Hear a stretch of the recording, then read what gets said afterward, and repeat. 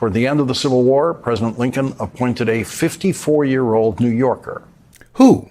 William Thompson Howell. And what makes this man so special? What did Lincoln appoint him to be? As a federal judge to serve in the Arizona Territory. Okay, and what did he do? Where he then wrote the first laws of Arizona to be written without Spanish or Mexican influence. That's weird that he was appointed to just write all the laws himself. But okay, I'll rock with you on that. But what did they become known as? Those laws became known as the Howell Code.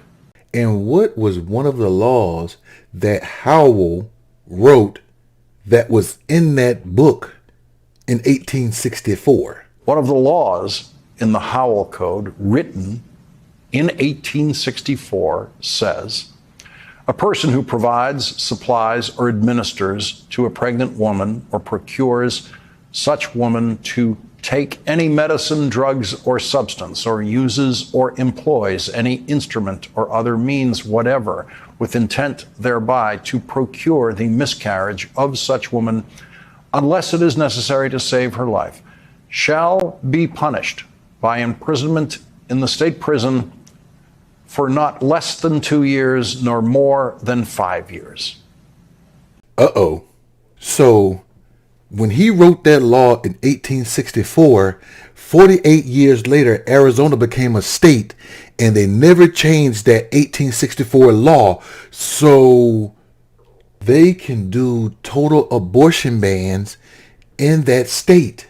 Until what happened? Until Roe versus Wade was decided in 1973. Okay, we're good. In the state of Arizona, we got Roe versus Wade across the land. So the Supreme Court has decided that in Roe versus Wade, that women can decide what to do with their bodies. We're good. Arizona, good. And now, thanks to Donald Trump, the Howell Code is officially the law on abortion once again in Arizona, after the Arizona State Supreme Court today ruled that the 160-year-old law is now back in force, in full force. So the state of Arizona has to deal with a 160-plus-year-old law because, number one, nobody decided to check their constitution and look at their laws, even though they date back 160-plus years. And number two, conservatives thought it was a good idea for the government to tell women what to do with their bodies. And so they schemed to put 3 conservative justices on the Supreme Court to get them to overturn the one law that would let women decide what to do with their bodies.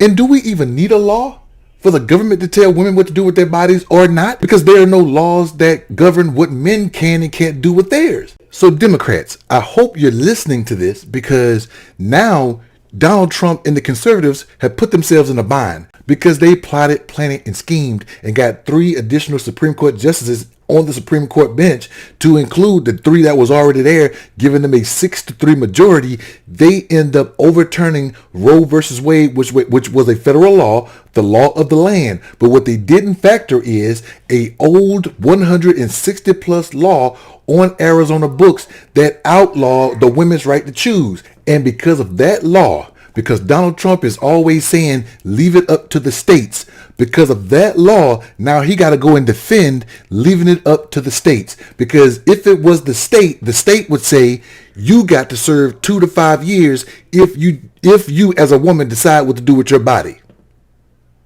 What do you think?